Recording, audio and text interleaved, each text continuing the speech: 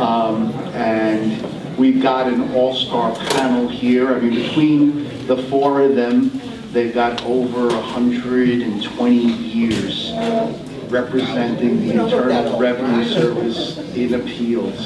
Well, and we all know years go slower in appeals, right? And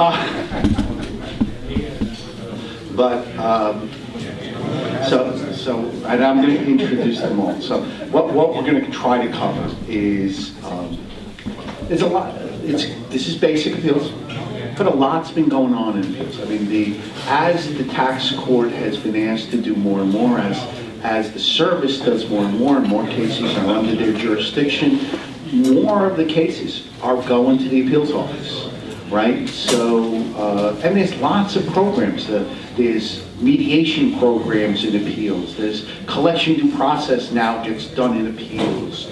There is, AJAX in appeals. There's virtual conferencing in appeals. I mean, everything that I think we all once knew about appeals has changed. So I thought it was time for a good basic course. And for those of you taking the tax court exam, there's always some questions about the jurisdiction of the tax court versus the jurisdiction of appeals. So it's a good time to do that.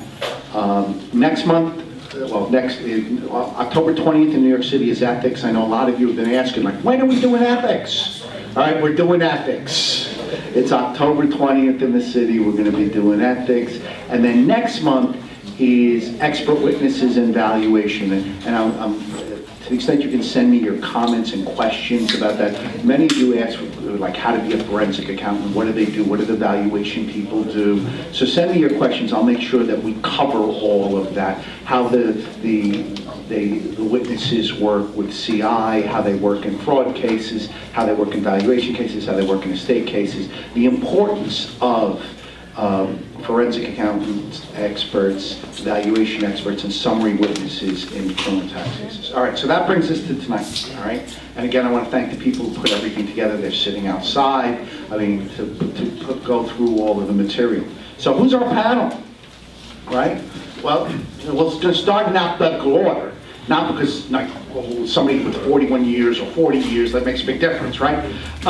So we all know Sal Benvenuti. Sal was with appeals since 73? Is that type I thought? No, 73 I was with examination division. Then you went to appeals. 78.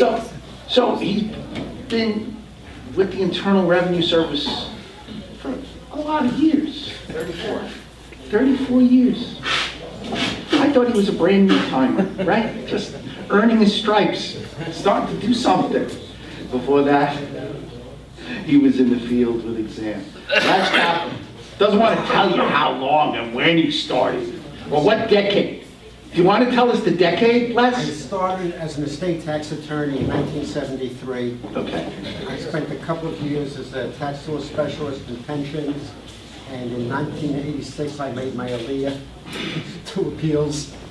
And I was there from 1986 to 2012, handling primarily, after I did my shelter time, primarily estate and gift taxation with some large case. The biggest estate and gift tax cases in the New York office is what Les handled. The most complicated valuation cases, the complicated appeals. If it required lots of work, it went to Les. Okay. Dessa Lazar, right? Dessa from the collection division originally, then went to appeals, went to law school, and now most of you deal with Dessa on running Taxpayers Assistance Corporation. She manages all the pro bono work, right? And with Mary and the other people in the audience. But so Dessa was in appeals in Newark for a long time as well, right? And she from experience that the appeals officers, settlement officers, were not doing the investigative work because that's what was happening.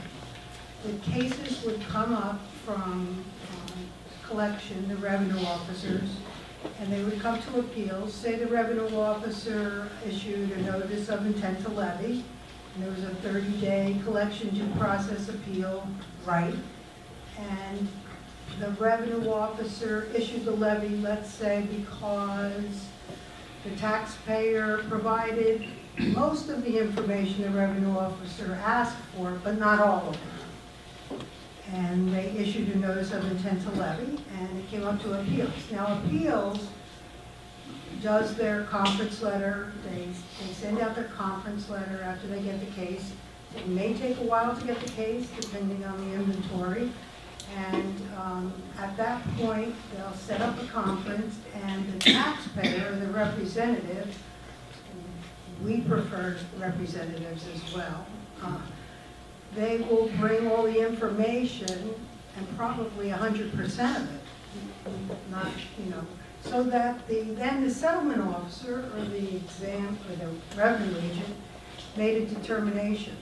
But they looked at that other information that the revenue officer didn't see, and they made a determination on that. Now, the revenue officer never got that. Remember, he never saw that, for whatever, whose ever fault it was. Or the revenue, the hearing officer, or for an exam issue. So they didn't get that. So what was happening was, I think, John, and I think I'm right in this, that the settlement officers, I can speak from my point of view, were making the decisions, and we considered them fair and impartial.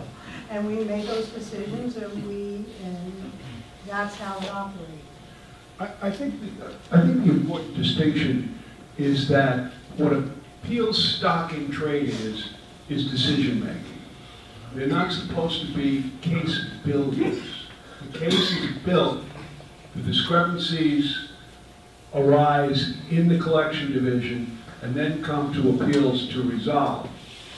One of the problems with that is collection often precipitously issues the final notice that triggers the time-sensitive CDP right, which almost requires the taxpayer and the representative to enter into the CDP process before the case has been appropriately developed.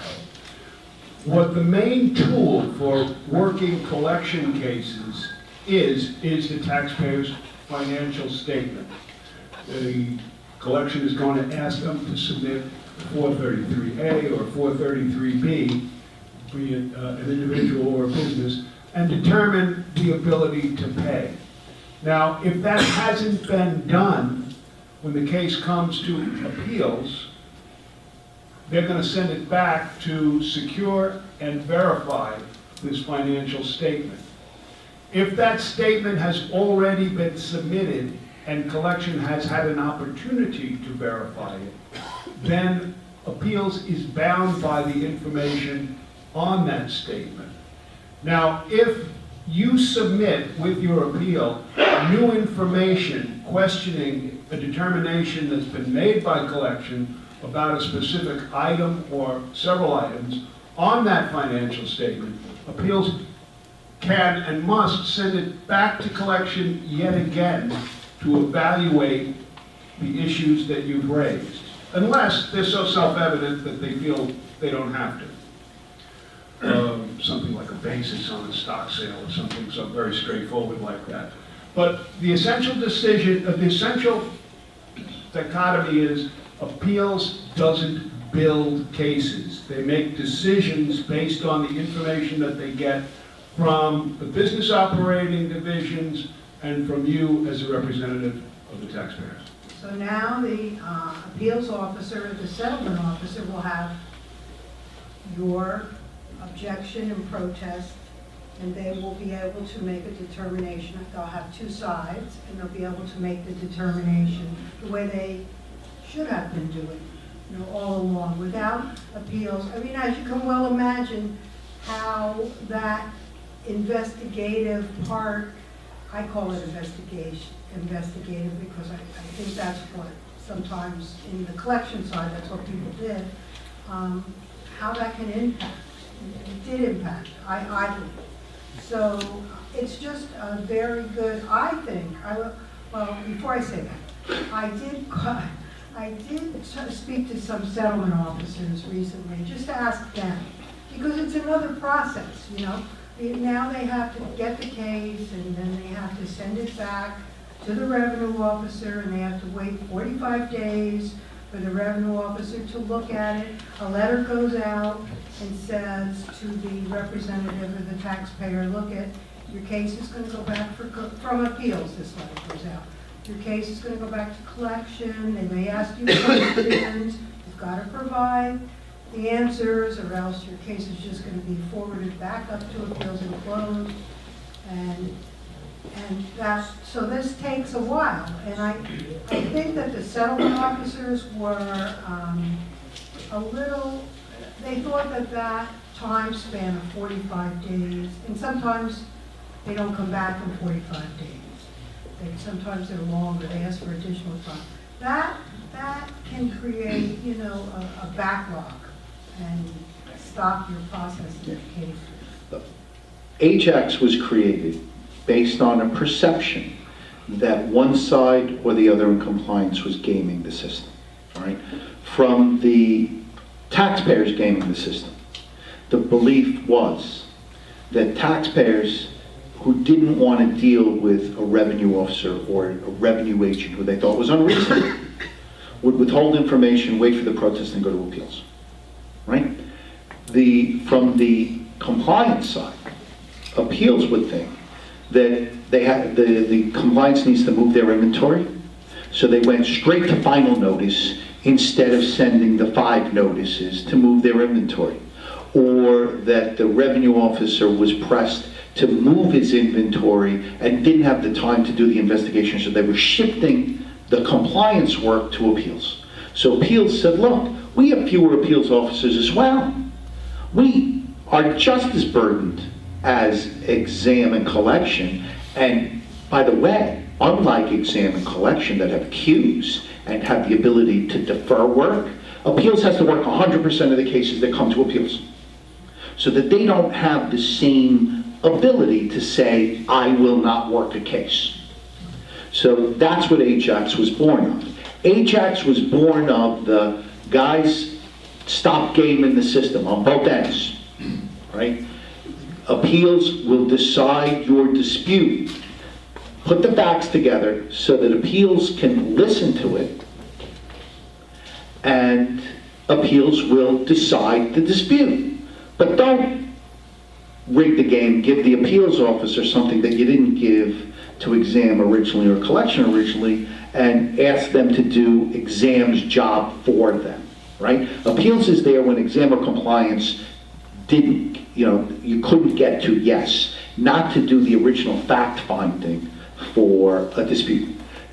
The other side of it though, what we need to watch out for is many of the appeals officers are overburdened. I've heard that some of the settlement officers are carrying as many as 90 to 100 cases now.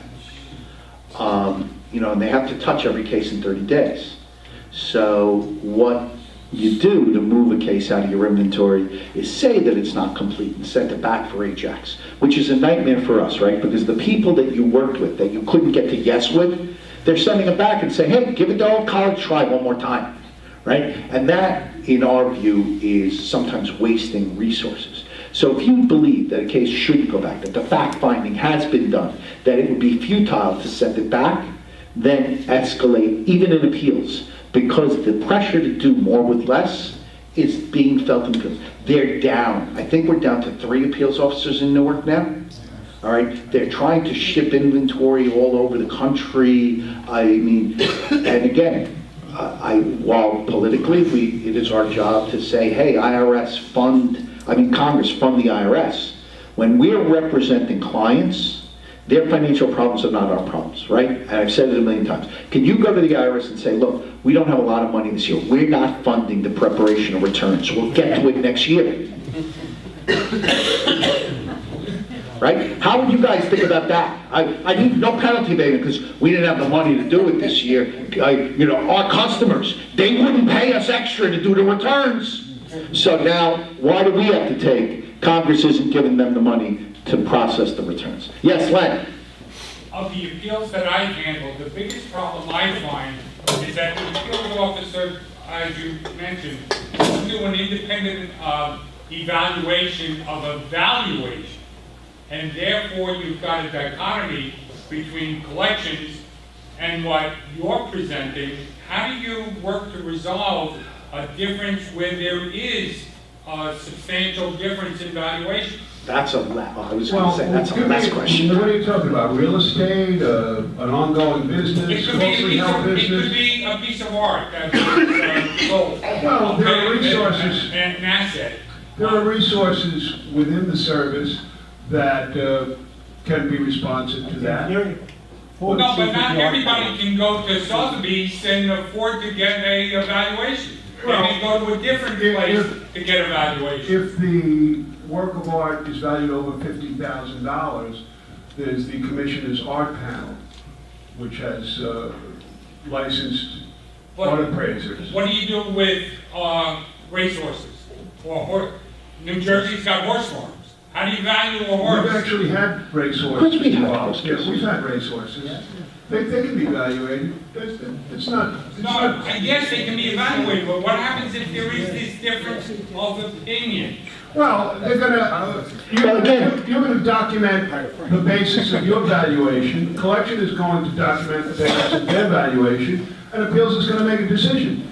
If that decision is unreasonable, well, I mean, you've already gone through a revenue officer, a manager, an appeals officer manager, and if you are so convinced and that the chasm is so wide and it's so significant to the taxpayer, and it's a timely CDP, you can go take it before a judge. That's what we're trying to avoid. Less. Less than I said every valuation case we've ever had, right? You're trying to avoid Yeah. the judicial costs of litigation, and by precluding the appeals officers from doing an independent investigation. No, if there are different valuations on the table, the appeals officer can make a determination balancing the information that they have. So If there's only one He valuation. might know. He chooses No, whichever not at one. all, not at all. I think it's important to realize, appeals doesn't have a dog in the fight. Appeals doesn't really care how much the settlement is. And, you know, I guess some of you might find that hard to believe, but it's completely true. I have never communicated to anybody in my employees. It's all about the money. No, it's not wrong. Gary Davis is shaking his head. What? It's wrong. It's not about the money. Stand up, Mr. Davis. I can't. Oh, I'm sorry.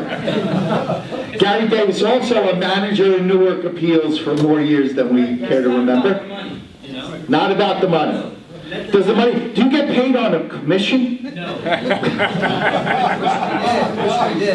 Is this the place for refund valuation? Tell him, Les, tell him about valuations. Okay. And next month, next month's class is actually litigation evaluation, right? So, but Les, tell us about Here's valuation. my little refund valuation. First thing, the most important aspect is to have a quality appraisal. Not one that supports your side, one that is supportable. One, don't forget the appeals officer, and if necessary, the court, I will take it. The appeals officer is looking at hazards of litigation. The more extreme and insubstantial your appraisal is, the greater the hazard to the taxpayer. Go in with a quality evaluation. This will make it easier for the appeals officer to agree with you.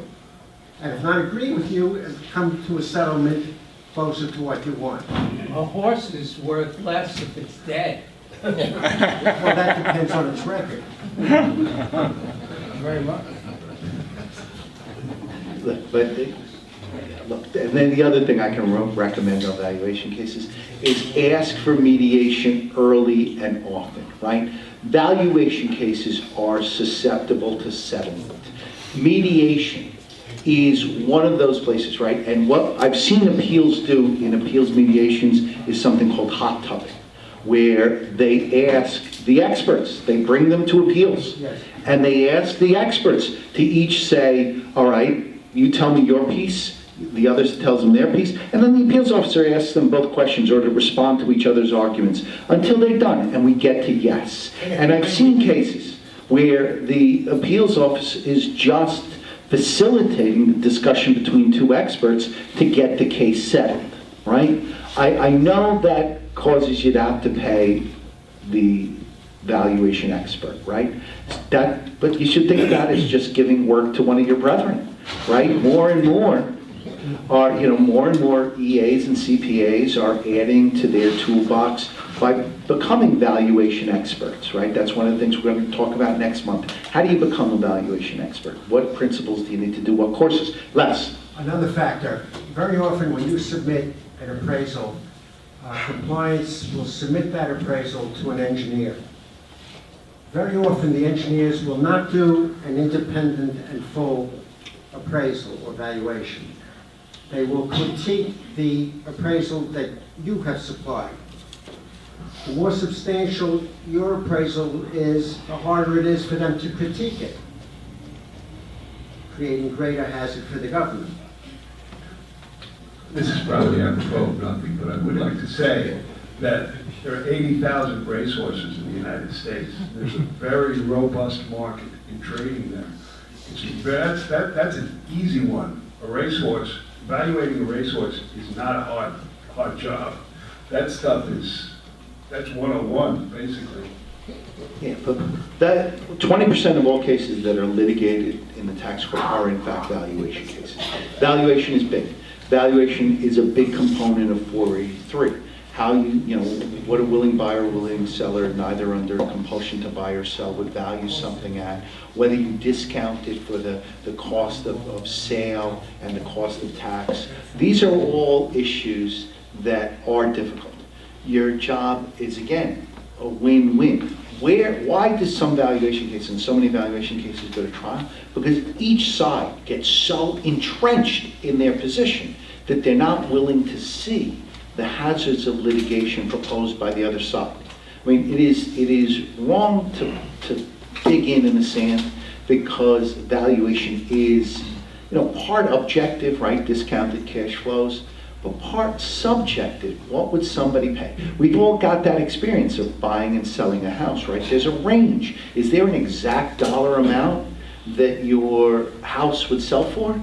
Right? It's no different when you're valuing copyright or when you're valuing a racehorse, right? Market conditions. Look, the stock market, the value of a stock changes every day, right? That in and of itself tells you, hey, one of the important decisions in valuation cases is the day that you choose to value it. The Madoff stock, right, before he was indicted, it was a lot more valuable than the day after he was indicted, right? Did it really change? The portfolio really change that much, right? But again, valuation has lots of components to it. It is your job to understand the science of valuation and the art of valuation, of being an advocate for your client's position, and be reasonable. What happened in All right. IRS is 2 or 3 or 4 valuation. Excuse me? You can FOIA IRS files. You always, right? One of the cases. Well, you can see like 4 or 5 valuations. Yes, that's a good point. Always do a Freedom of Information Act request. In now 2 cases now, the IRS has gone out for valuation where in litigation they gave us the ones that supported their litigation position, but in the examination file were valuations that they had paid for that were closer to our valuation. The counsel attorney may never have seen it. And I have found that when you give it to the counsel attorney, if it got to that stage, or you give it to the appeals officer, it is much more likely to reduce everybody's resolve.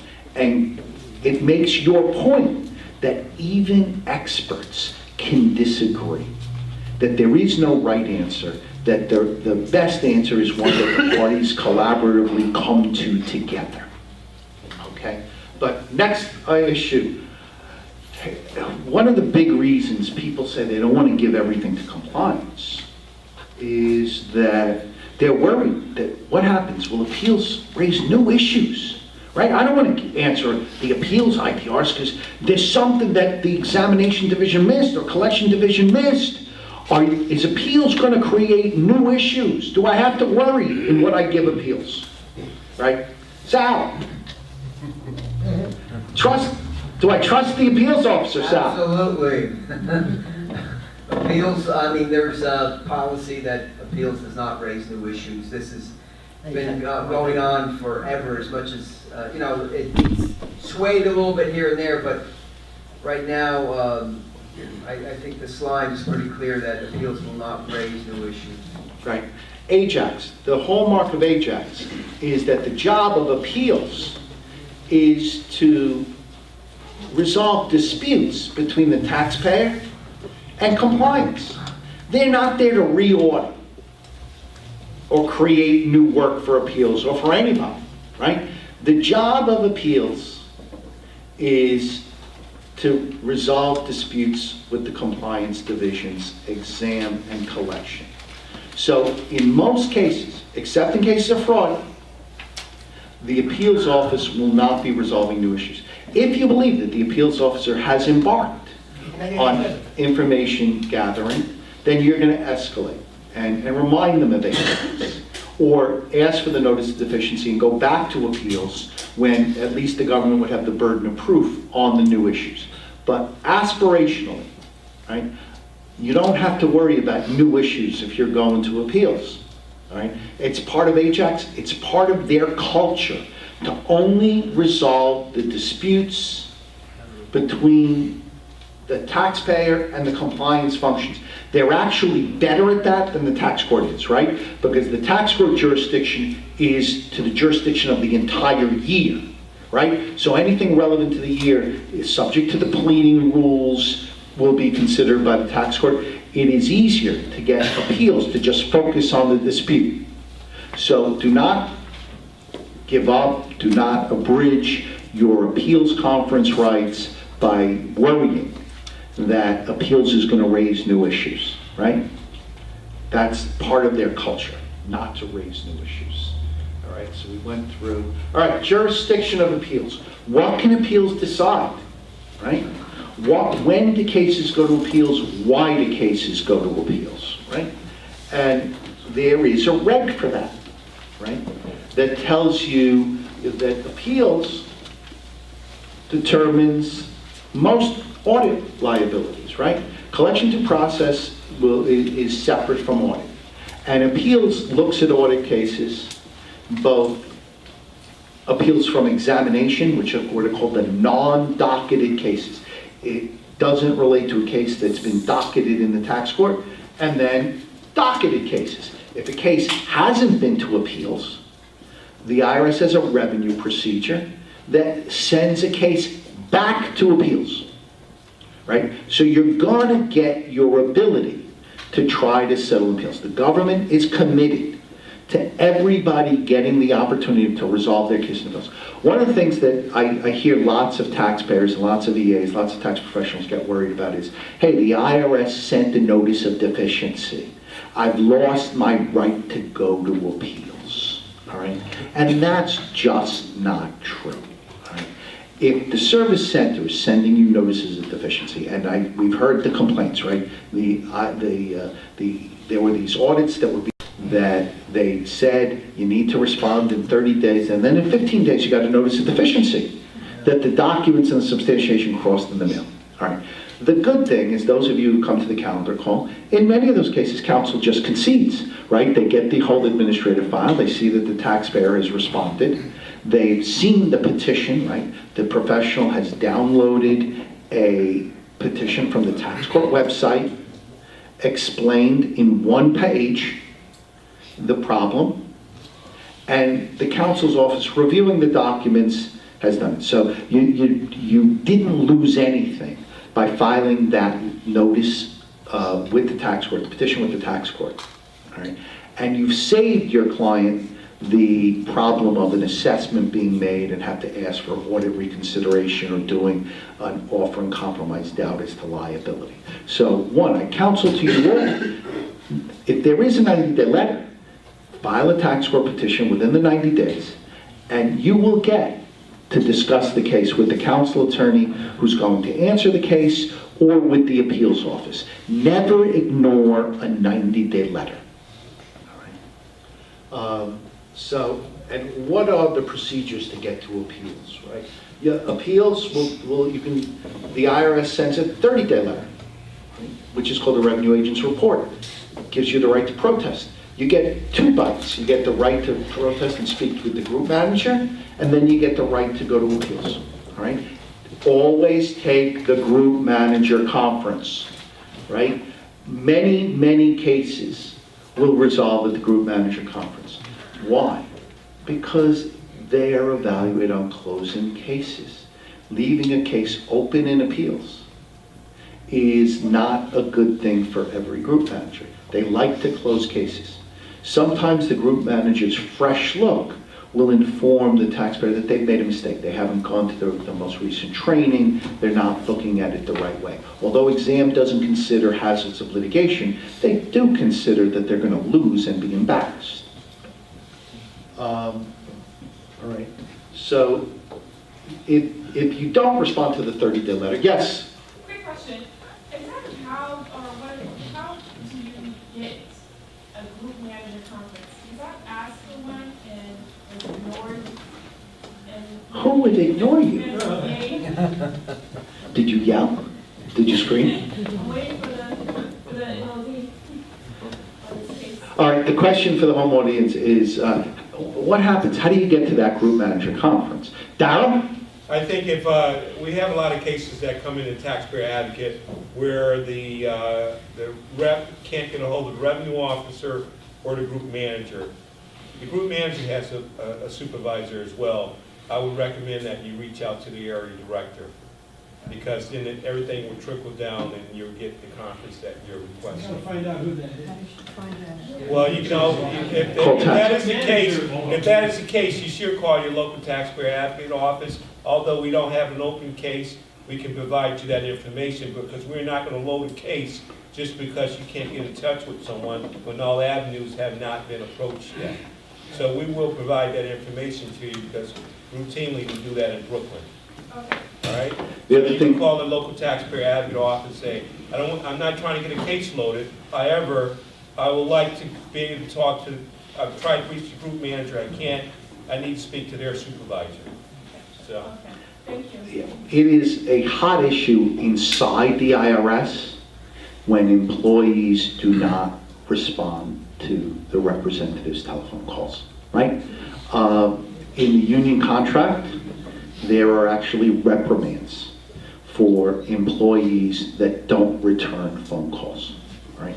The TIGTA office will take complaints from employees who habitually fail to return telephone calls, right? And the sanctions, I mean, those of you who come to the how to complain and how to effectively complain seminar will see that the union contract has progressive sanctions for not responding to telephone calls that start with just warnings, reprimands, and that actually go as high up as a couple of days off without pay. Right? So it is not acceptable for anyone in a compliance function not to return your phone calls, right? The goal is to return every phone call within 48 hours. If you have someone who works for the Internal Revenue Service who habitually does not return your calls, management's suggestion is that you complain. Because if they're habitually not returning your calls, they may not be returning other people's calls, and that is not a habit that any of the functions right now wants. Because if they can resolve a case and resolve a problem with a phone call, that saves lots of time instead of forcing you to write a protest, escalate, move forward. And in doing less with more, they realize their employees need to be more accountable to the stakeholders, and that's all us. Okay, yes? You said that you should average at around 48 hours for you to receive a callback. That's what they say. What is that's the guideline that you should follow before you take it to the next step and reach out to their supervisor? Again, and the TIGTA people say, look, we understand that there is less with more. If it's habitual. No, again, do you want to be the person who will always complain? No. But if it's habitual, right? If you've got somebody who serves a levy on Friday and isn't going to be back in their office because of AWS every Wednesday, and it keeps happening, right? That's something that the group manager wants to know about. That's something that even TICTA wants to know about, because the compliance functions need to be responsive to the stakeholders, right? That's what managers do. Managers' jobs are to make sure that the employees they manage do their jobs.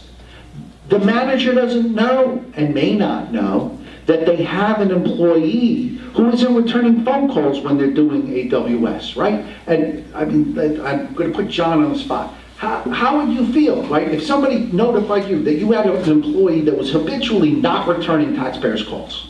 Well, in all honesty, my employees were great.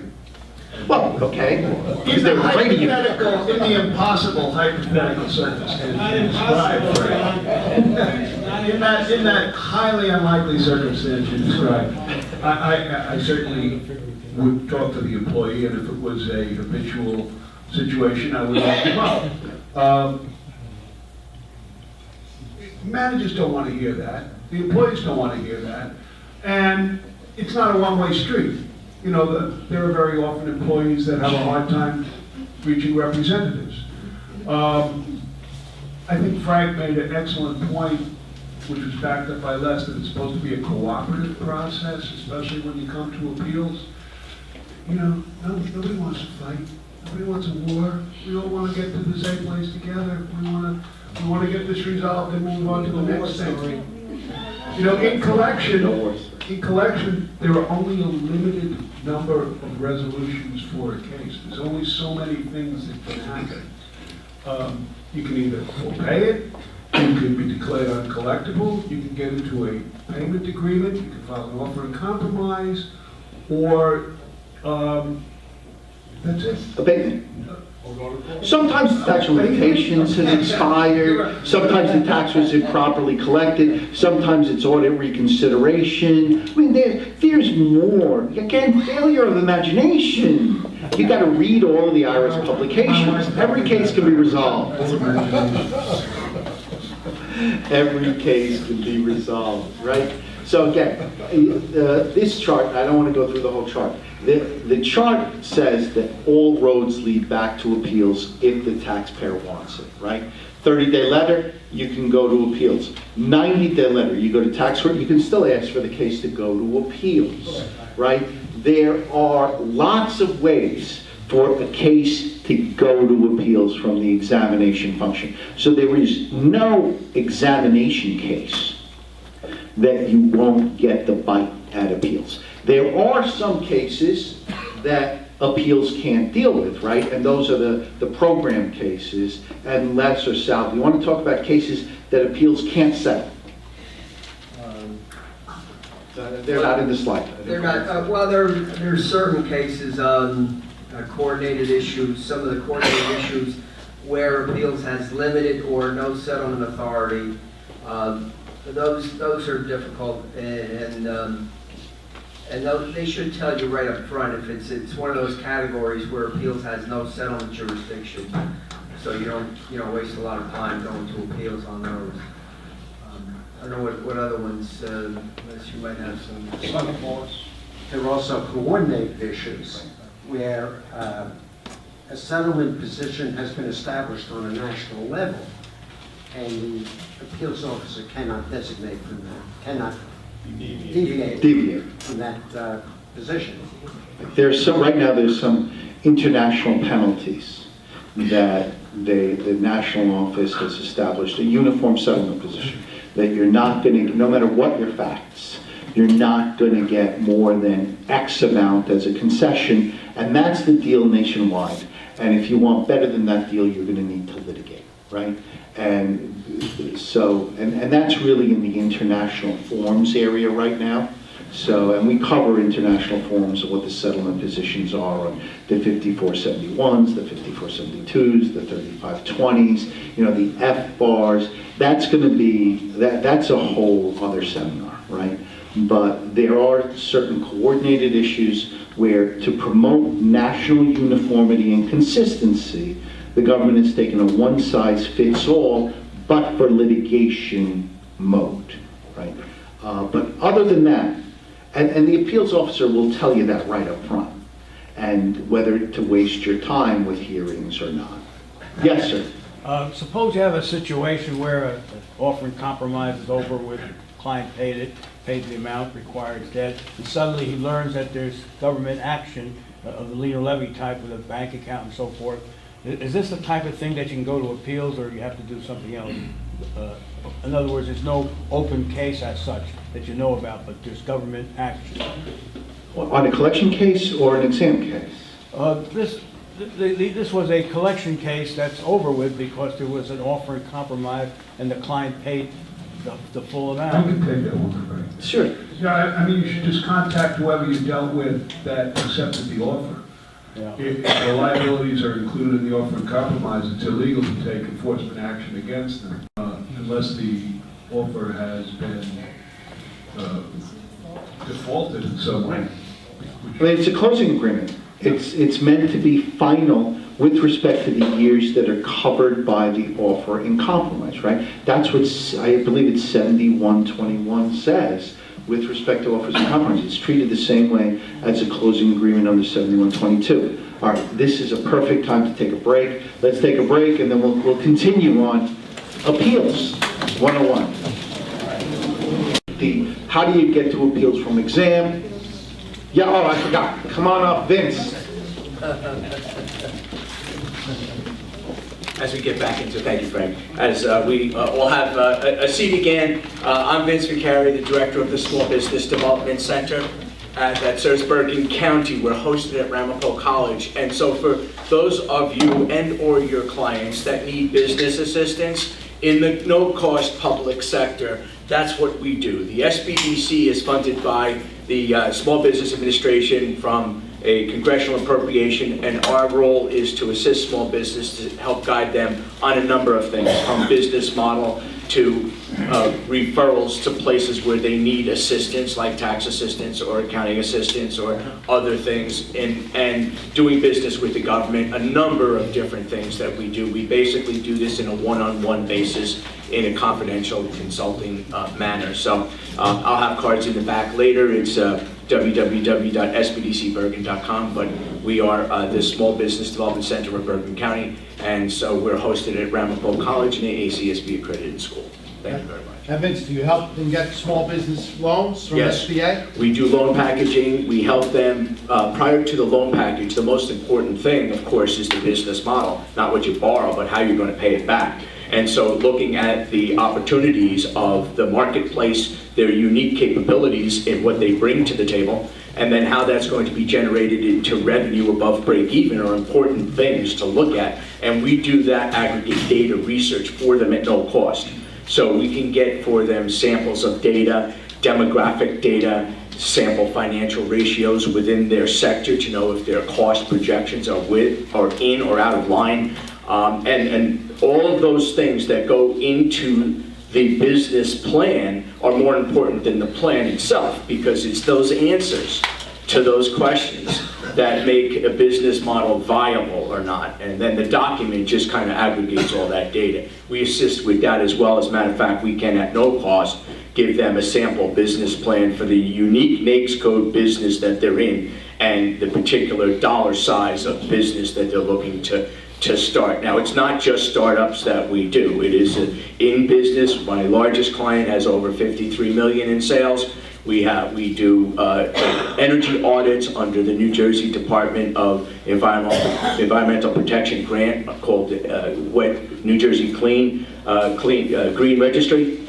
We assist in getting MBE, WBE, and those certain specific vertical registry assistance that companies need. The list goes on and on. I won't use your time, but I appreciate the opportunity just to let you know that we're there. We're a no-cost service. We're there at your disposal. We want to help you, your clients, and we want to be the best SBDC in the state of New Jersey. And so I appreciate any referrals that you have or any assistance I can provide to you. And they just won an award, right, Vince? Just won an award of like the best SBDC in the country? In the state of New Jersey. Does anything else matter? All right, So they, at no cost, it's partners with you and your clients, right? Business plans, borrowing money, SBA loans. I mean, this is really a great resource for you and your clients. You really want to get to know Insight. That our clients are part of the community. We want them all to succeed, right? And pay their taxes. All right, how do collection cases go to appeals, right? We talked about exam cases going up, all roads lead to the appeals office. Collection cases, you're gonna find, all roads also lead to an appeal. The Taxpayer Bill of Rights says everything gets appealed. So, you got a lien or levy notice. That you're gonna be able to get to appeals a couple of different ways, from your CAP and your CDP. So you've got a lien, you've got a levy, you've got a seizure. They're all going up to appeals. The IRS rejects your proposed installment agreement. There's a way to go to appeals. The IRS wants to terminate your installment agreement. Again, 9423, that's going to help you go to appeals. You propose an offer in compromise. The IRS compliance function rejects your offer in compromise. You get the right to go to appeals, right? You have a refund claim that's disallowed. You can go to appeals, all right? The IRS wants to assert a trust fund recovery penalty against your client. You can go to appeals, all right? You asked for a penalty to be abated, one of the international penalties. It was assessed against your client. You don't think the exam was correct in denying the abatement request, you have the right to go to appeals. Essentially, you asked for an spouse, right? The compliance office at CISO said she's not innocent, or they deny your partial relief. You get to go to appeals, right?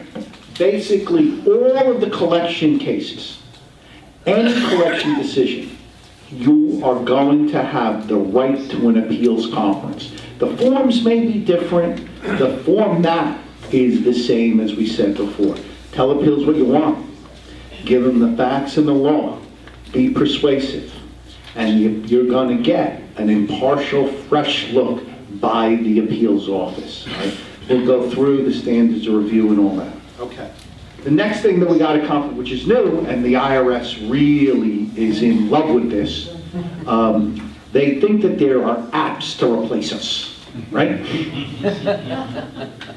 So will we be replaced by the app, the online self-help tools from appeals?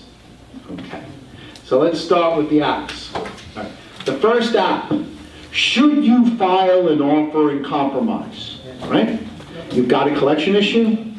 You want to know, should you file an offer in compromise? You go to the appeals website, and they're going to say, hey, if your offer in compromise was rejected, what do you want to do? Okay? And they're going to tell you if you should ask for an appeals conference. And what I'm trying to do is give you the screenshots, right? The appeals reject, so you go to it, your problem is you had an offer in compromise rejected. They're going to walk you through screens that are going to tell you whether or not you have a shot at appeals and what forms you need to file, right? So the beauty of the appeals self-help thing is that it guides you through what you need to do to an appeal an adverse decision. And they focused on the most frequently appealed decisions. So I'm not going to ask you, we're going to go through it. I'm not going to ask you to memorize the guide because that's why they put it on their website. I'm going to try to walk you through the decision trees so you can learn it on your own. Okay? So from the screen, they reject an offer in compromise. Now, on offers in compromise, the first thing you want to know is the IRS has an offer in compromise pre-qualifier. You're going to put in information from your 433, and the IRS is going to tell you the secret. The secret is what's the lowest amount that you can offer to get the IRS to consider your case, right? On the pre-qualifier, sometimes the answer is offer $100, schmuck. We're not collecting anything. Right? And the pre-qualifier will tell you that. All right? So very often, right, people will come to you, how much should I offer? How much is enough? What's the 433 going to show? How do the formulas all work through? They put it on their website, right? There is an offer and compromise pre-qualifier. It doesn't fill out the whole form for you, but it tells you what you should offer. And it tries to be an honest broker. It's a computer, it can't lie to you. If $100 is the offer, it's going to tell you $100 is the offer, right? The case should be marked currently not collectible anyway, right? So first, you have an offer and compromise, you're going to appeals, go to the pre-qualified, right? So you know what the numbers are. Then you go through the case. Once you know what your offer should have been, whether it was properly denied, you go through. It tells you what you've got to prepare, how to prepare a request for an appeal of an offer and compromise. There's a hyperlink to the form itself, right? So what it's going to walk you through, and it's going to give you on the website, is what you need, what the forms are, and what should be in the appeal, right? And I'm just walking you through. So it's a decision tree. 1, did you wait more than 30 days? Bad, too late, start over from the beginning, right? It even gives you, one of the things that John said, there's deadlines, right? So it'll tell you if you pass the deadline or not. Like, do you need to start over and submit a new offer, or are you still in time to do an appeal, right? Why do you disagree? Can you pay? I mean, it just walks you through. So if you have a denial of an offer and compromise, the appeals tool does that. All right. Next kind of case that's up there, innocent spouse case. You've all filed innocent spouse cases. You know they're all handled. It's like innocent spouse cases and appeals. Do you ever find somebody not innocent? This is John. Now he's on the spot. Yes, she was really a bee, right? I didn't like her. But Isn't that an oxymoron? Innocent spouse? Like jumbo shrimp? okay.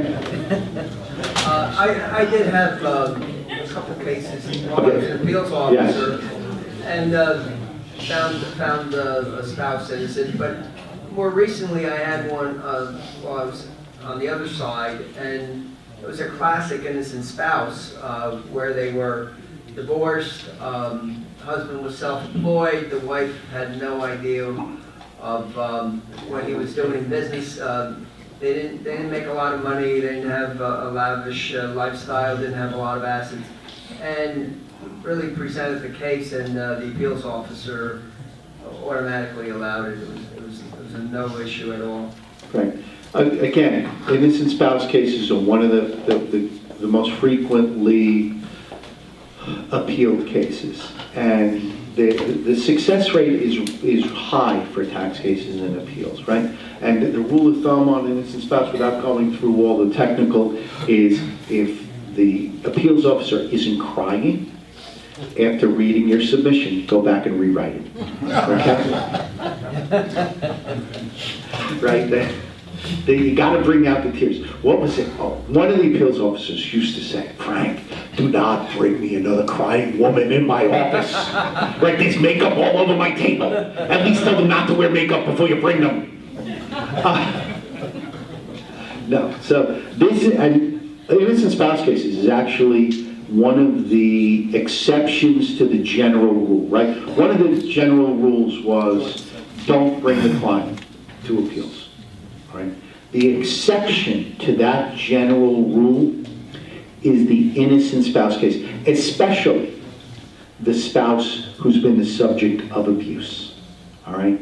Abuse is something that is extremely controversial, right? There are people in appeals who believe that every spouse alleges abuse to try to get out of it, that their divorce lawyers taint them.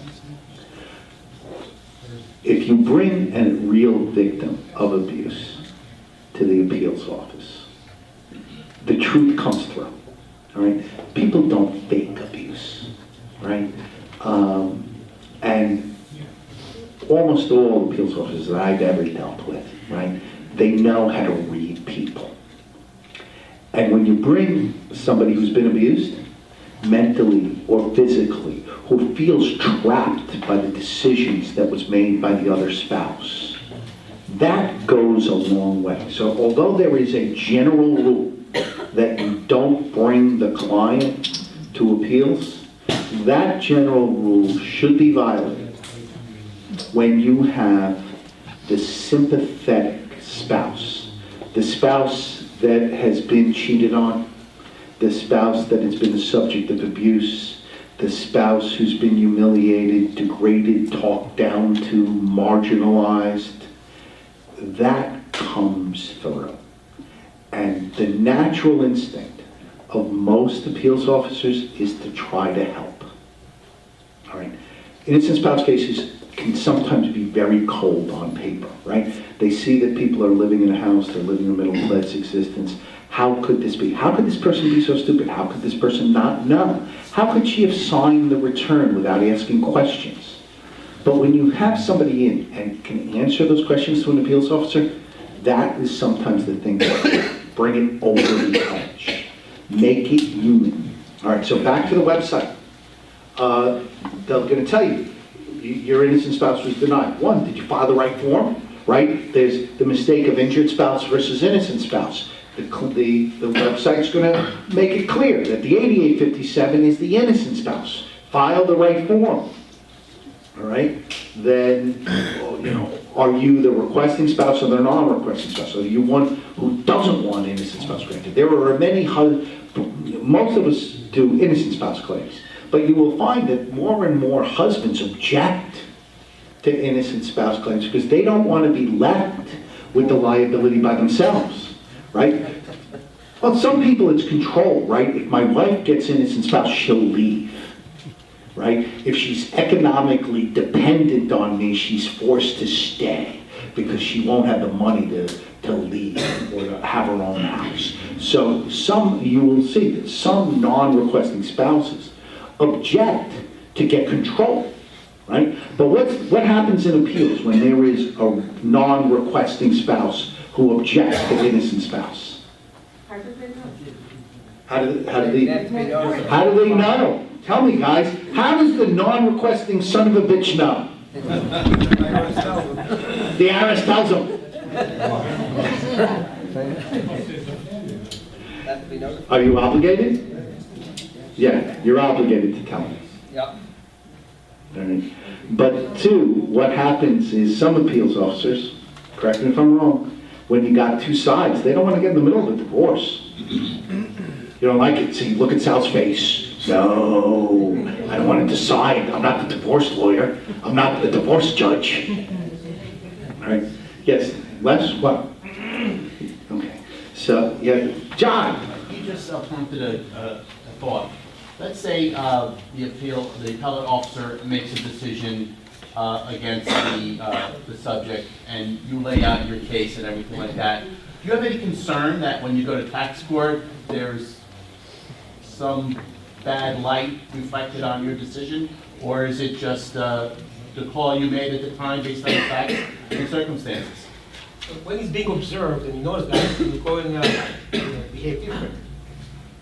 No, The question to the home is, does the appeals officer feel, what if I made the wrong decision? Les? First of all, you're not making the same kind of decision as the tax court does. An appeals officer makes a decision based on hazards of litigation. It could be anywhere from 0 to 100%, allocated between the parties. In tax court, one side wins and one side loses. Yeah, with an innocent spouse, though, you can't be 50% innocent. There's hazards of litigation settlements. But I'm saying you're going to find that she's either innocent or not innocent, or you can find to a specific amount? Yeah, equitable allocation. Okay. You can essentially put them in the same place if they had filed married filing separate. You can do what equity looks at. Right. You can look at transfers between them. You could look at hazards of litigation, right? The thing that, why you want to be in appeals in an innocent spouse case, why you want to settle innocent spouse cases, is the appeals officer has a tremendous amount of power and discretion, right? And there is no right or wrong answer, right? They found somebody partially innocent or not, it's a settlement, right? And you want to settle in appeals because the non-requesting spouse doesn't have the right to go to tax court and object, right? The requesting spouse has the ability to appeal to tax court. The non-requesting spouse does not, right? So you want to put a lot of effort into resolving your innocent spouse case in appeals. All right. Yes, Can you Jacob. shop for a appeal officer? I mean, he's good in the. Yeah, we all watch Jesse. Can you shop for an appeals officer? Tell me, Frank. Oh, come on. There's 3 in here. You marry and you have people in your family marry in to every appeals officer, so you can only get the ones that they didn't marry into, right? Theoretically, you're not supposed to be able to shop appeals officers. What does the IRS do? They specialize some appeals officers. So you know that in certain industries, you know what you're going to get. And there's only 3 in Newark. There's not many, right? There's not many. So you can predict the draw. What you can do, and why you ask for face-to-face hearings, is you can establish a rapport and a reputation. Right? Everyone has tells, right? What's the best indicator of future performance? Past, right? Every appeals officer gets a reputation. What arguments work, what arguments don't work. And like any other litigation, you want to know the tells of the person who's going to make the decision. And that's why groups like this are great, right? I'm involved in like a lot of the foreign asset groups, right? There's the listservs. And frequently they'll say, have you had this issue with this appeals officer? How have they ruled, right? The important thing of communities and listservs is that you know how the appeals officer has decided cases in the past, what works and what doesn't work. And then you conform your presentation to what the group tells you has worked in the past. I mean, it's always good to be prepared. It's always good to be precise. But it's very important to prepare your case in a way that will resonate with the appeals officers. Some appeals officers, are very blunt with you. Write your settlement memo, write your protest, your settlement memo, your supplement, in a way that they can lift paragraphs to prepare their own settlement memo, right? Others want to see lots of documents. Others don't want lots of documents. They want just the view from the top and what you're willing to pay, right? Every settlement officer, every appeals officer has a style. It would be foolish not to know that style and adjust your presentation to conform with that style. Yes, John. One thing I'd like to point out is, on occasion, representatives see that the negotiation is going in a certain direction, and they'll ask to be reassigned to a different appeals officer. If the conference has already taken place, this will almost never happen. So. And again, back to the online tools, on innocent spouse, it walks you through. It reminds you that you can't go to appeals until they made a decision, right? Not making a decision doesn't give you anything to appeals for. Where the difference for the tax court exam is, once they've made a decision, right? And, once your appeal has been pending for more than 6 months, once your request has been pending for more than 6 months, you can file a tax court petition and not go to appeals, and not wait for appeals if you're in a rush. But again, your online tool is going to help you there, right? Then they're going to go through every reason as to what you're denied and walk you through. They're going to give you the hyperlink to the form. Appeal from an innocent spouse is a 12509. So on the website, they give you the link to the 12509, right? So again, one of the reasons to go to the online tool is it's going to give you the link to the right IRS form and the most current version of the IRS form. And then they're going to tell you the documents to attach to the 12509, right? What to attach, what documents, the helpful hints that what the appeals office wants to see and what the appeals office doesn't want to see. So on an innocent spouse case, you would always go to the appeals self-help tool, and it's going to guide you through, all right? Most frequently litigated case is penalty abatements, right? The taxpayer advocate prepares a report to Congress each year. The most frequently litigated case in the tax court, the most frequently appealed case to the appeals offices are penalties, right? And again, the penalty tool is going to tell you what tools are available to you to dispute penalties, right?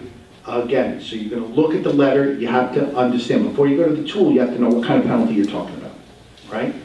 And then it walks you through what penalty it is and what appeals can do for you. So it gives you your request to appeal the penalty, but it's also going to remind you before you go to appeals, did you ask for first time abate, right? The IRS has a program on penalties where there will be an administrative waiver of penalties for first time abate, right? Those, they're going to remind you of that and say, hey, before you go to appeals, did you ask for something that may be a little bit easier, first time abatement of the penalty? Did you mention about the 6751? Excuse me? Did you mention the 6751? Does not. That's very controversial. All right. 6751 is, there's some cases going on that talk about whether or not the IRS has to comply with section 6751B, signing up, the personally approving a penalty. The group manager has to personally approve the penalty before it is assessed. All right. There's some cases coming out. I've got a few of them where the Court of Appeals in the Second Circuit has said, look, if the IRS hasn't signed the penalty memo before assessing the penalty, you don't have to get to the merits. There's no penalty. It's a mandatory statutory condition proceeding to the assertion of the penalty. That the IRS requires the taxpayer to follow rules, they need to follow their own rules. So if they don't follow their own rules that Congress has created as a condition proceeding to the assessment of the penalty, then the penalty must be abated. All right. It's a very controversial case. It is being litigated in lots of different forms right now.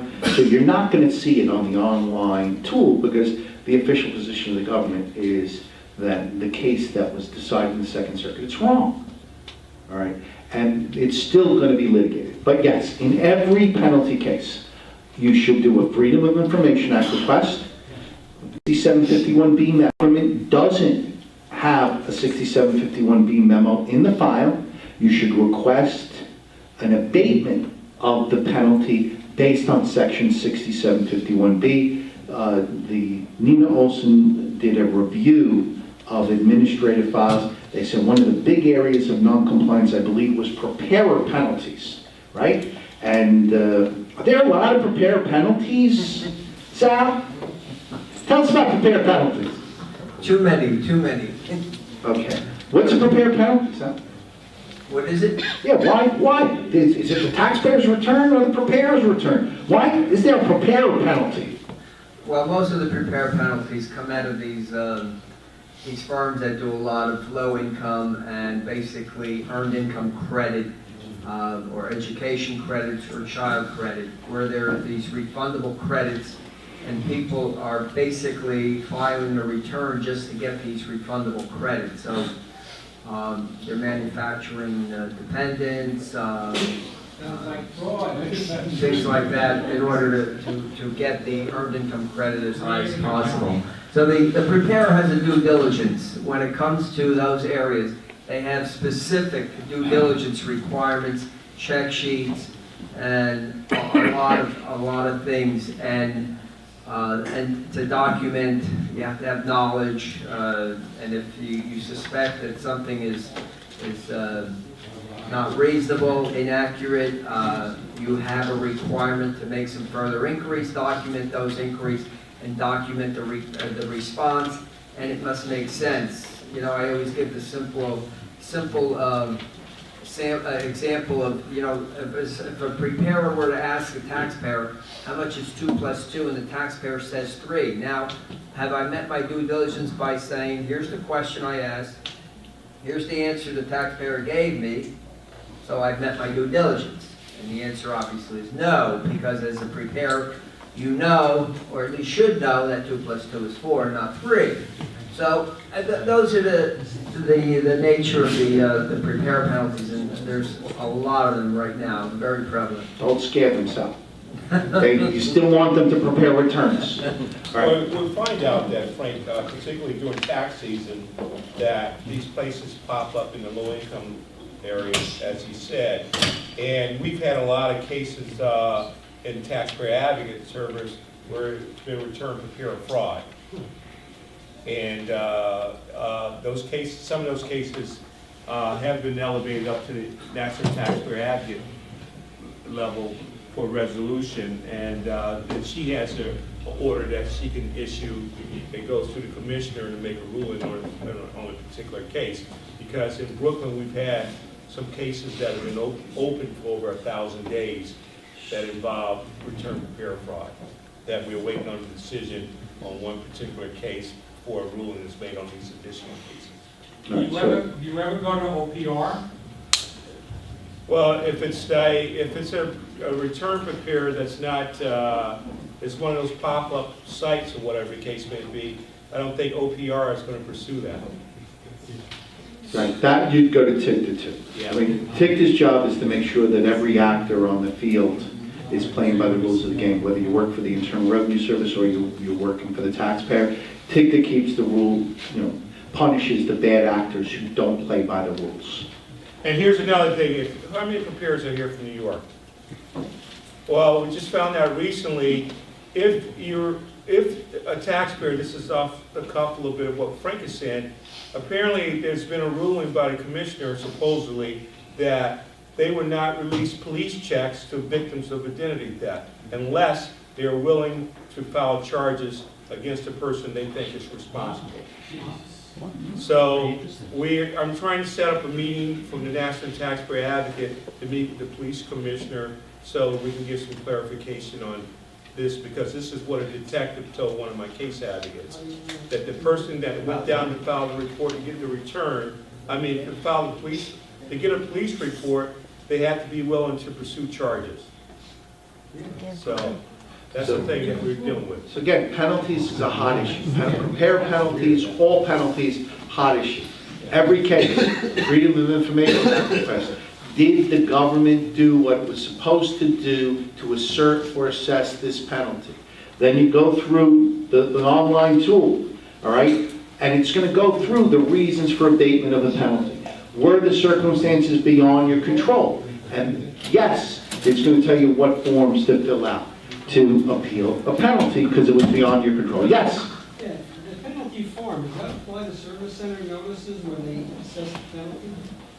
It doesn't. Well, it does not apply to electronically commuted penalties where you wouldn't have any judgment call, right? It's cases where there is an examination and there was a judgment call because they want the manual. IRM requires the group manager to evaluate reasonable cause, right? Penalties are to punish non-compliant conduct. Penalties are not used as negotiating tools. the way they ensure that penalties are uniformly and appropriately imposed is to have a managerial review requirement. And that's what 6751B is meant to guarantee. It's not meant to guarantee that no penalty gets asserted. It's meant to guarantee that penalties are uniformly asserted, and that before asserting a penalty, reasonable cause and the reasons for not asserting a penalty are considered by exams. So frivolous cases don't go to appeals. That appeals is going to say, are you kidding? You're applying a penalty in this situation? A group manager is supposed to understand the rules, know the rules, and ensure that penalties are only applied when you have willful, non-compliant conduct. Right? And that's what, and so other defenses that they talk to you on the online tool. Did you rely on written advice from the IRS or advice from a tax professional? Right? Because that's a defense. So if yes, then it's going to take you to the form to say that. It gives you the form for preparing a request for appeals to abate a penalty. Hyperlink to the right forms. So again, on the penalty tool, it's going to be there. All right, one of the main reasons, and it's on there, is reasonable cause.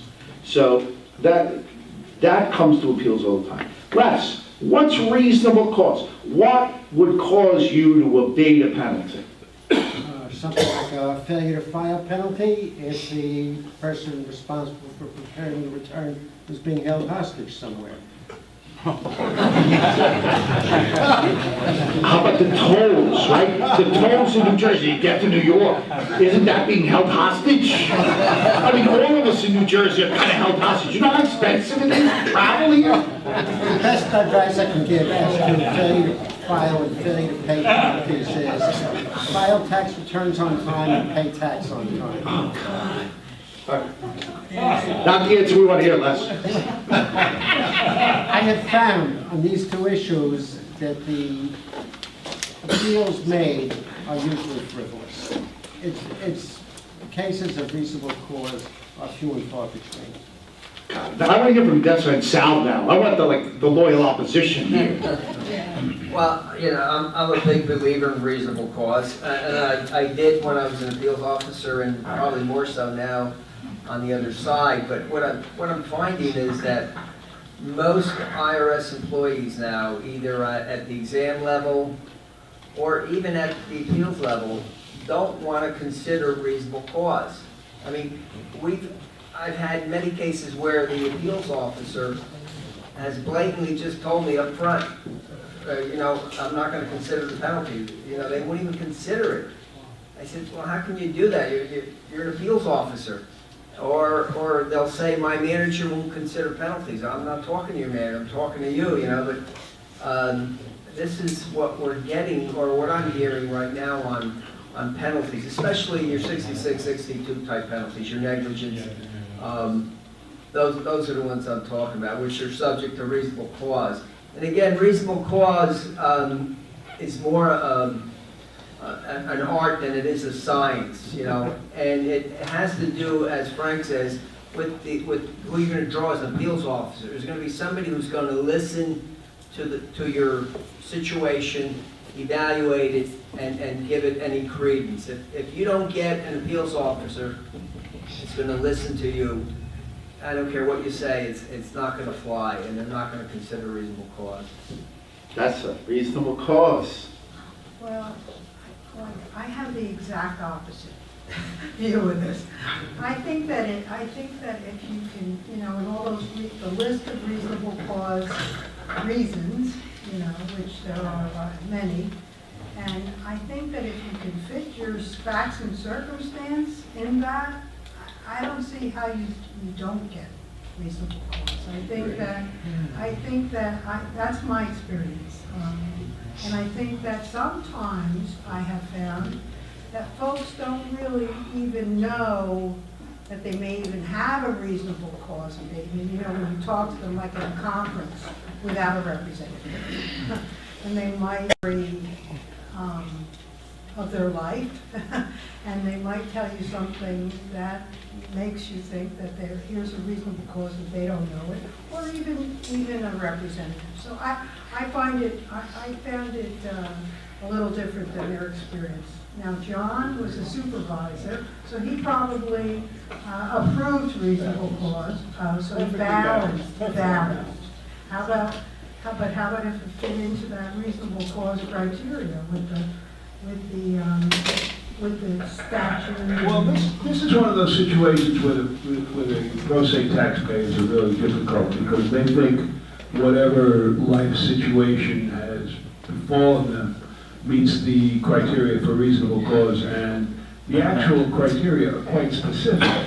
And you'll often see taxpayers, pro se taxpayers, and even reps fishing around to try to get a sense of what might get them a reasonable cause abatement. Well, how about this? How about that? How about you tell me what happened, and we'll evaluate it on the basis of the facts and circumstances. How's that? Okay? All right, question in the back. Penalties, yes? Are there any instances where an electronically commuted penalty will stand in cases, where the taxpayer may not have responded to either a letter or notice of deficiency without any human interaction? Yes. If you don't respond, how does appeals know what to do? Right?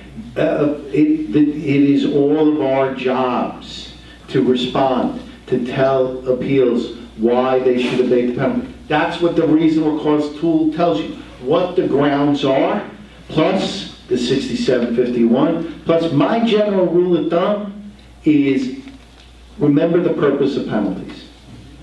To punish non-compliant conduct. Period.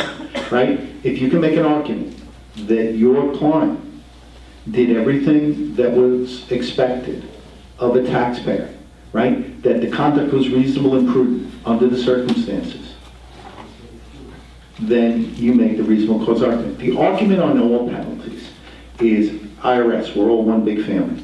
Would you impose this same penalty on a member of your family who did it wrong, right? If you could say, hey, a member of my family should be excused because of the difficulties and the challenges of their life, then the appeals officer should treat your taxpayer the same as they would treat their brother, their sister, their nephew, their niece, right? Because we all have challenges. The first time abate is an IRS acknowledgement of that. If we have taxpayers who have always been there, right? That they've always voluntarily reported, they've complied with the tax law, we had a misstep, the IRS recognizes that, hey, those taxpayers should get a break. That's why we have first-time penalty abatement. It's an extension of the theory of we're there to help America's taxpayers understand their obligations and comply with them. That's the IRS mission, not to punish us when we make a mistake. You punish and you apply a penalty to promote future voluntary compliance. If the imposition of that penalty won't promote future voluntary compliance, then it's inconsistent with the theory of penalties in the penalty handbook. All right? And that's what you have to argue. There was a question all the way in the back, and then I'm going to move us on. Do you have a question? No. All right. Yes? How long does it take for a first-time penalty abatement to disappear and you get your next one? 3 years. 3 years. Every 3 years. Oh, interesting. And first time abate doesn't count if it's reasonable cause for the abatement, right? Whenever you make penalty abatement requests, right, you have to decide, am I going to use my first time abate or is this a slam dunk under reasonable cause? Very frequently, you will want to use your reasonable cause first, even though the IRS will try to push you to do your first time abate first, because you look at your transcripts, you got multiple years. The second year is the bigger dollar year. The first year is usually the reasonable cause year. So you would go for reasonable cause for your first, because reasonable cause penalty abatement doesn't count towards first time abate, and then you use your first time abate on your second time, right? Again, you get your transcripts of account, you look at it, you come up with your strategy. You're not going to appeals without a strategy. Informal doesn't mean uninformed. It means that you don't have to wear a tie. Okay? Does unreasonable cause work? Excuse me? Does unreasonable cause work? Does reasonable cause work? Unreasonable. Oh, my taxpayers are always reasonable. And they never lie. They hired me. Of course they're reasonable. They've agreed to adopt a win-win philosophy. They're gonna come with a check. Do you know, it's very effective, although it should not be considered. It is very effective to say, I will pay the full tax and the interest and appeals. We can settle this case if you can help me get the penalty abated. That works. Right? In collection due process, that works. Okay? So again, litigation is the failure of imagination. Understand the rules. The online book helps you understand the rules. It gives you ideas of what the IRS considers reasonable cause. If you got those facts, run with them, right? But don't, remember, the IRS writes the website for themselves, right? It isn't meant to limit your creativity, it's meant to expand your creativity. And it's going to help you get to the right forms so that you get justice, right? The purpose of this website, and what I'm telling you to do the online tools, is to help you get the paper to the right desk.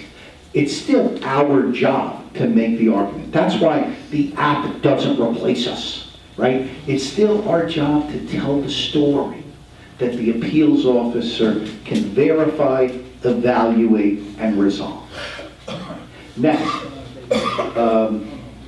hazards of litigation is also one of the reasons for penalty abatements, administrative waivers, clean air. Okay, online tools. Next set of online tools that the IRS has is they teach you about all of the ADR, right? The new appeals vision.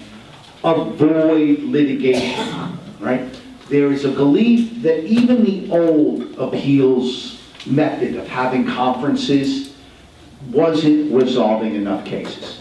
So they're creating opportunities where both sides can sit together and resolve the case themselves. That's the difference between mediation and arbitration. Mediation is trying to put the parties together, and where the appeals officer will try to get the parties themselves to see the hazards of litigation, the weakness in their positions, so that we can come to yes. All right?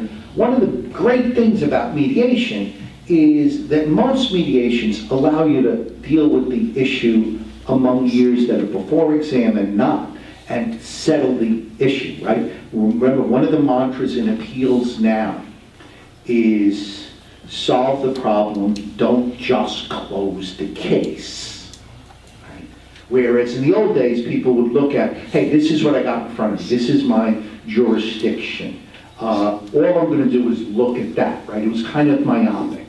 The new appeals vision is, one-stop shopping, all right? Let's resolve all of the taxpayers' problems that we can resolve in a mediated, agreed-upon format, get to a closing agreement on this issue so it is resolved and we don't have to come back and do this again, right? So, online help tool, you got mediation, right? And what do these online tools teach you? That if you disagree with any decision, come to the mediation pool. Let's see if we can resolve it before it escalates. Right? So you go there, you look at mediation. What are they telling you? It doesn't bypass compliance, right? You can't go straight to appeals with mediation before compliance has an opportunity to do its thing. It's there to tell you when is the earliest point in the examination process or the collection process that you can get out of the normal stream and go into the alternate dispute resolution stream. Okay. So we start with that, right? So again, it walks you through. Where are you in the process? It's going to ask you, are we in collection? Are we in appeals? Who do you have a disagreement with? The auditor, the revenue officer? I'm not sure. right? So it's going to help you walk through it. Yes? Frank, I have a question. I know this is new, but I'm thinking, what happens in terms of the consequences? Let's suppose you misinterpret something or you click the wrong thing, and you go through the whole thing and something comes out. Do you then have to go back and... Start over? Right. Yeah, it's pretty fast. No, I mean, yeah, the first couple of times you're going to use it, you're going to make mistakes, right? Like all of these online tools. I went to a demonstration of they're working on an online offering compromise and an online installment agreement, okay?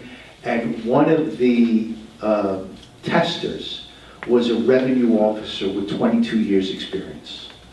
And he was going through it, and he could never get to the end, right? The questions were complicated. And he said, I'm never getting to the end of this thing. There's so many different permutations, right? The software hasn't come out yet, right? The program isn't there, because they need to create something that is scalable, viable, and yet incorporates enough of the nuance to be fair, but not so much of the nuance that an experienced revenue officer with 22 years experience on the job can't answer all the questions to get to the end of the hypothetical. All right, so they're working on it, right? I said, and that was the joke. I said, keep working, because there's not going to be an app during my lifetime that replaces me, because I'm looking at different scenarios, and they said, no, this is going to be Watson Smart. By the time we're done, it's going to know more scenarios than you could ever think about.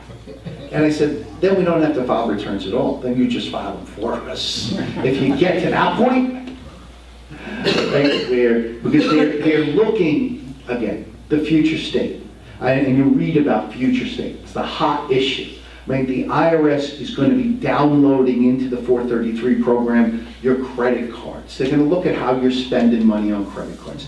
All your W-9 transcripts are going to go in there, and your returns are going to go in there, so they're going to populate your income and expense side.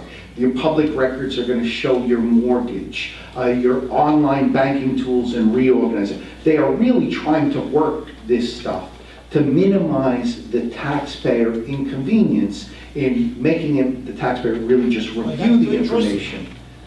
Is it intrusive? It's too much. Well, is it too much?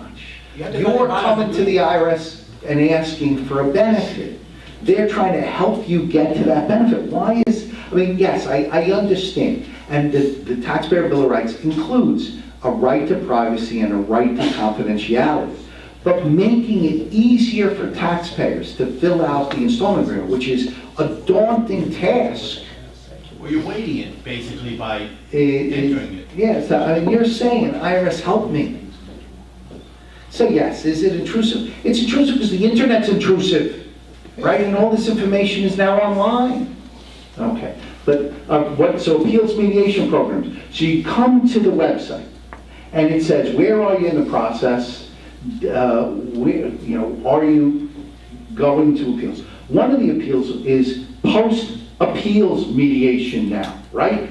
That you've gone through the entire process, right? You couldn't get to yes with the appeals officer. So now there's post-appeals mediation. Anybody want to talk about post-appeals mediation? I Come on, John, you gotta go with the official program. See, he left, now he's not a party man. Yes. I've had experience in post-appeals mediation when it first came out. What they did there, we used to have an IRS appeals officer would act as an independent mediator between the appeals officer who's handling the case and the taxpayer, and would have a mediation session, just like any mediation session, to try and settle the case. Again, the mediator there didn't have any settlement authority, acted as a totally independent moderator. The taxpayer also had the right to hire their own co-mediator during those processes. So, again, I acted as an internal mediator. When I left the service, I did a lot of post-appeals mediation as a co-mediator for the taxpayers. And I'll tell you, when this program first came out, I was very skeptical. I didn't think it would work. I said, now the case has already gone through the whole process with an appeals officer. Now you're going to bring this appeals officer and the taxpayer back in the room and have this appeals officer reconsider his position that he just ruled on. I said, you're never going to get these people to move. Well, I was wrong. Every case that I handled, and there were quite a few when I was in the service, it resolved. Every one of them settled. And then, when I was a co-mediator on the outside, every case that I was a co-mediator also settled except for one. So it had a pretty good track record. Now, the only problem I see or hear that I don't think they're using much of the post appeals or any of the ADRs right now. I haven't seen much in that area. I don't know if you have. Taxpayers aren't requesting it as much because of the cost, right? But the skepticism. But what I want to say is, look, my experience with Irs Mediation has been extremely positive, right? Appeals vision is now avoid litigation. That we don't need, the Internal Revenue Service doesn't need to get every last dollar out of the case. If your taxpayer has the same attitude, they don't need to win every last dollar.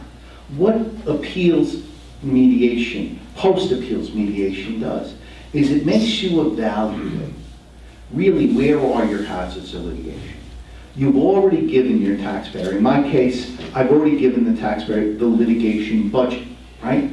Average trial today, any reasonable length of time trial could cost between $100,000 and $250,000, easily, right? Because you've got the trial, you've got expert witnesses, you have post-trial appeals, post-trial briefs. It is not unusual for you to get a quote of $100,000 to $250,000 to try a tax court case, especially a case with any serious money involved.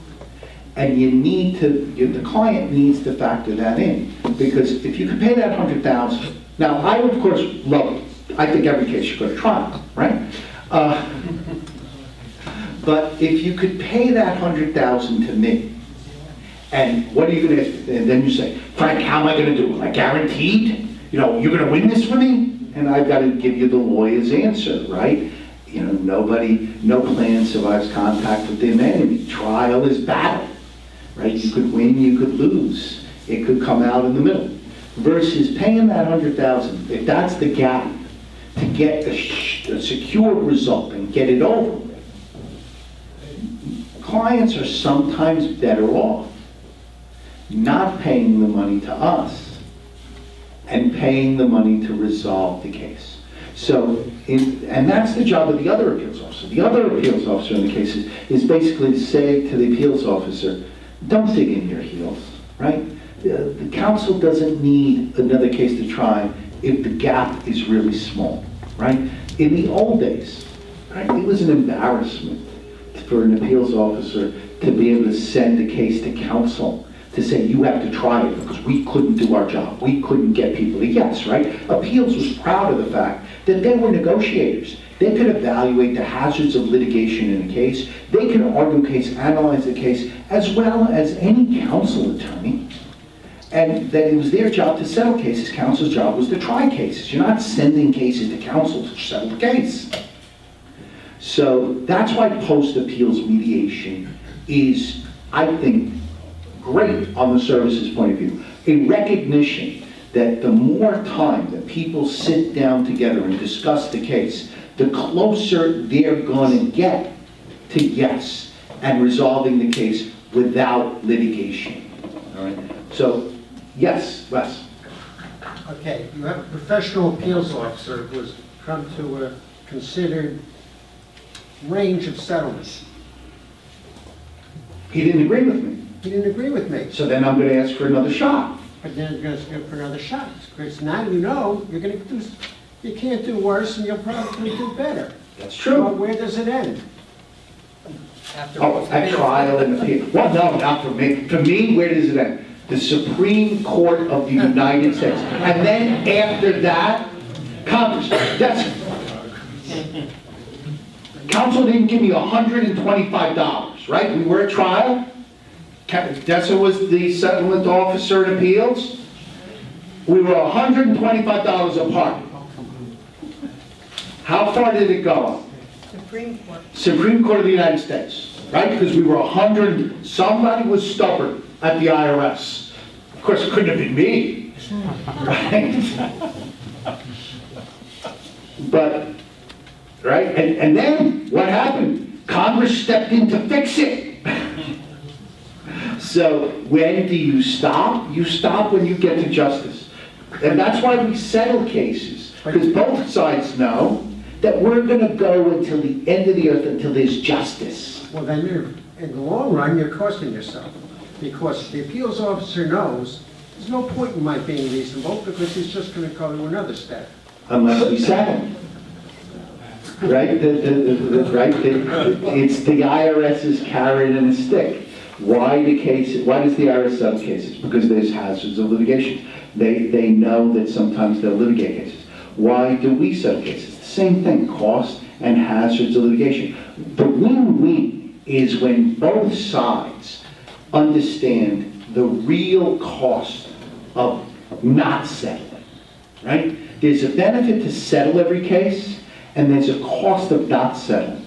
And it is our job to understand all of those costs, right? The fact that some representatives are crazy and are willing to try a case will make others say, hey, I'm not going to be able to use the cost of litigation as a lever. I'm going to have to focus on the merits and the hazards, right? One of the things that we all have to do, right, and that's why I encourage you all to take tax court bar, is to be able to say, we are indifferent to whether a case tries or settles unless we get to the right result. And because that's the way the government works, right? Counsel, they don't take nuisance settlements, right? There's policies. We're not going to settle cases for nuisance. We're not going to settle cases based on the cost of litigation, right? Our clients have to consider cost of litigation, but we need to be indifferent and not afraid to say, we're going to go to the next step. Because what do they say? How do you avoid war? You prepare for it. You're ready for it. That's how we have to be. We have to know our facts. We have to know our procedure. We have to be prepared for war, but we have to always offer an alternative to war, right? Think of it as diplomacy. Settlement is diplomacy. Settlement is imagination of a place where we can get to a win-win. Trial is war. We don't want war. None of us wants war. There's going to be a winner and a loser. That's the worst possible alternative. But trial is sometimes necessary to get to justice. Right? So back to mediation, back to the website. So you got your post-appeals mediation. And that is something that the IRS is encouraging now. They're encouraging it on their website. They're giving you the pages to do it. All right, what's the next of the programs after post-appeals mediation, right? Post-appeals mediation includes things like offers and compromise. I mean, there's a lot that is available in post-appeals mediation. All right. What you can't go to post-appeals mediation for right now is a trust fund recovery penalty, but everything else, right? There's a revenue procedure that tells you what is available for post-appeals mediation. All right. The collection mediation, all right? This is really new, all right? You're going to be able to mediate collection before you go to the collection due process hearing. Okay, so you have a disagreement with a revenue officer, right? And you haven't gotten your appeals right yet. They haven't formally denied it. We're just there, right? So that's why I said this is new. This is in addition to the collection due process where you go to appeals, right? This is in addition to the cap. We now have collection mediation in appeals, right? You click the box. You're going to have the availability of fast track, right? Where you meet with a settlement officer. I mean, it's generally going to be a settlement officer, but even an appeals officer could do fast track. They're all appeals officers. They're all? Yeah, they changed the title. Okay, so now they're all appeals officers. Did they get the grade too? Do they all get raises? No. You couldn't do that for them? I think they should all get raises. For the online audience, if any revenue officers there or appeals officers, I think you're all entitled to a raise.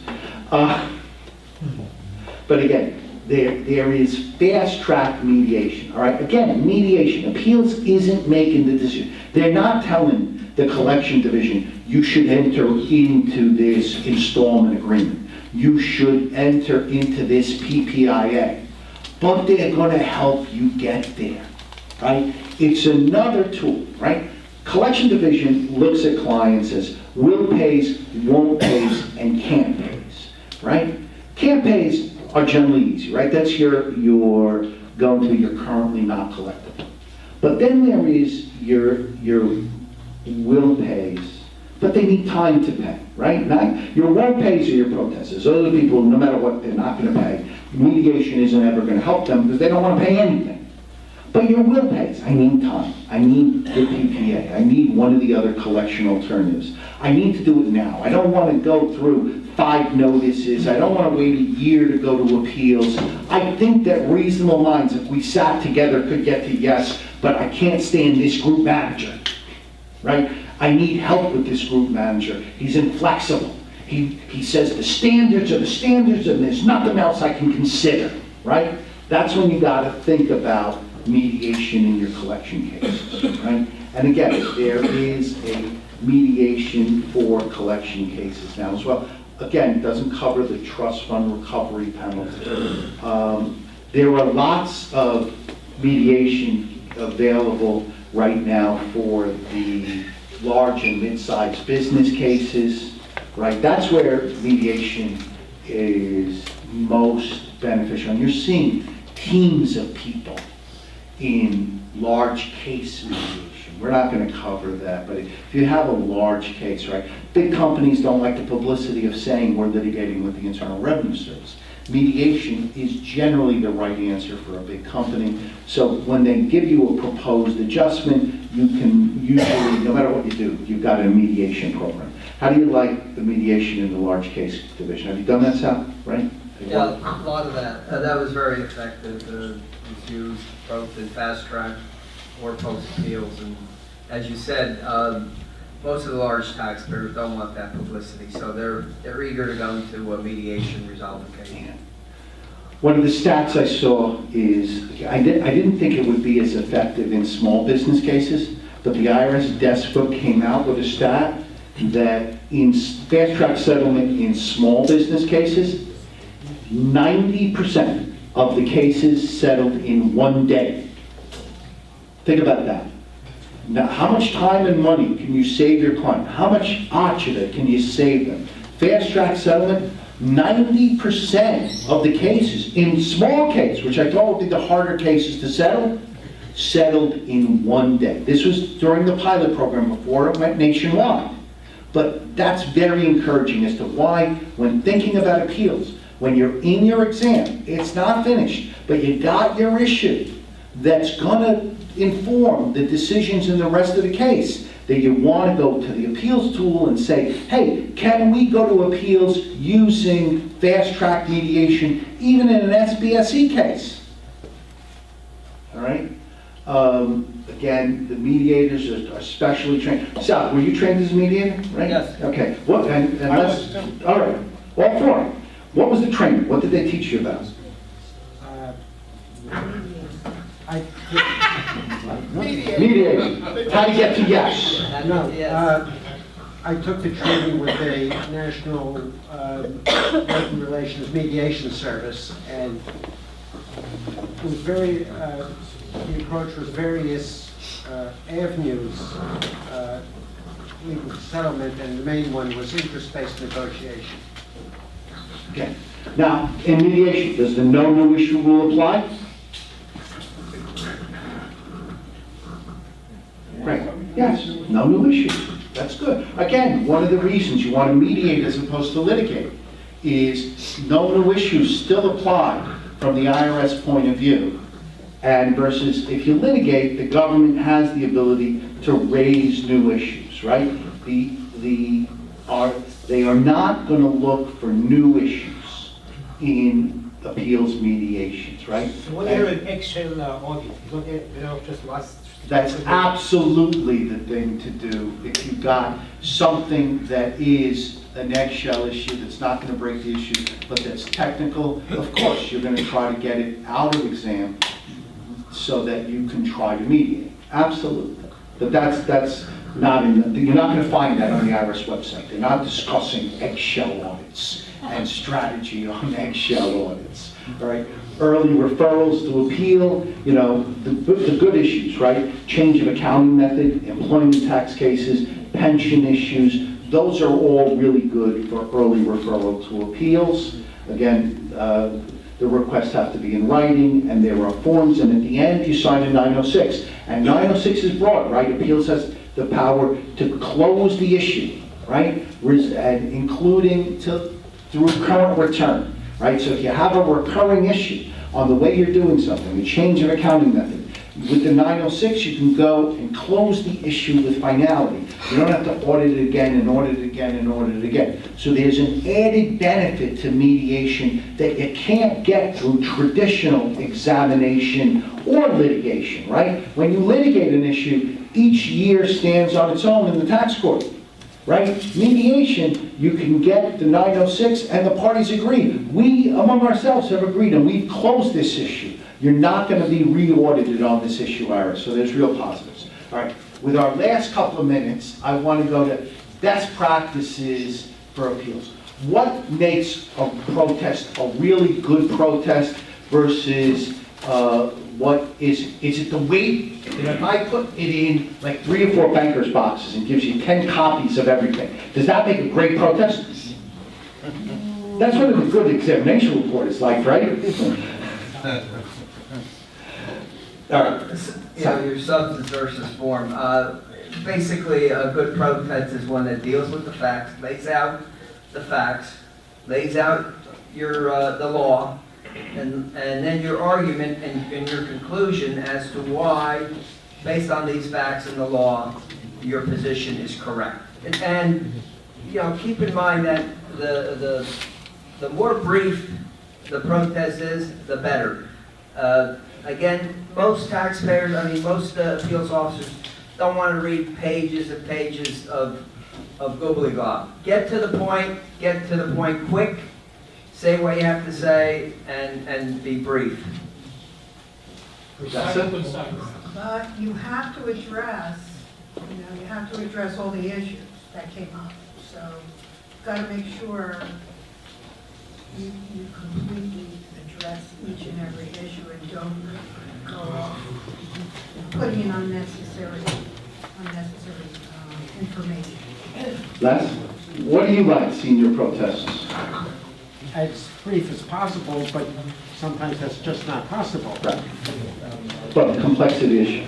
Look, what I recommend to new people who are just learning to write protests, start by OCRing the revenue agent's report, right? Because what they're telling you is you need to respond to everything in the revenue agent's report.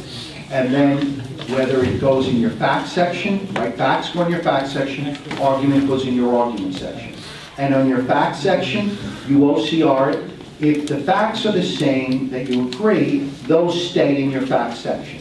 If you disagree with a fact, that's the fact that you put in your fact section, and you bold it for the appeals officer to say, look, these are the facts. The best practice is for the appeals officer, first, what are the facts that are genuinely in dispute, right? So you look at how the IRS started, their revenue agent's report, you OCR it in, where we agree on the facts, maybe you're going to correct the grammar and tell the story in a different way, but you're going to do that. Where you disagree on the facts, that's where you're going to highlight that fact and you're going to cite to the exhibit or other document that you want the appeals officer to focus on, right?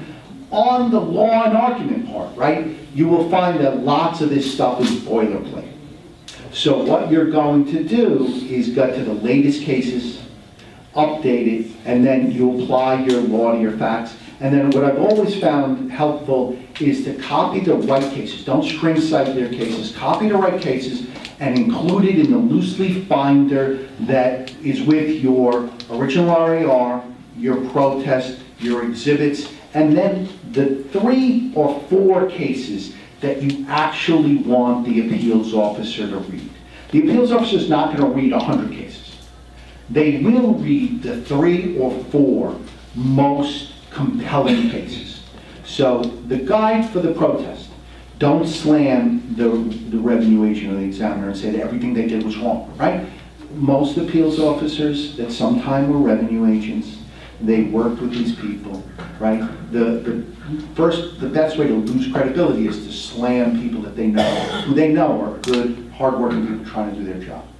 Isolate what really is in dispute and give them the ammunition to read, right? Your protest controls the discussion. You're going to have the PowerPoint to make it clear. That's how you write protest. You know about all my little loose leaf books, right? They're all over appeals. I've never had somebody say, oh, I don't want to read that book. They always want to take the book because the summary of the argument and then the argument helps them do their job and focus it. And then you go to your appeals conference. And then, again, the appeals are best practice. What makes a good appeals officer other than the right coffee and cannoli? What makes a good appeals officer? Prepare. An open mind. An open mind. All right. I think that's we've covered what we want to cover. Think about appeals. It's where you can get justice. It's where you can resolve cases. Keep a win-win attitude. There is a lot more in the materials, right? I tried to give you a mindset and an approach, and then the technical is in the materials.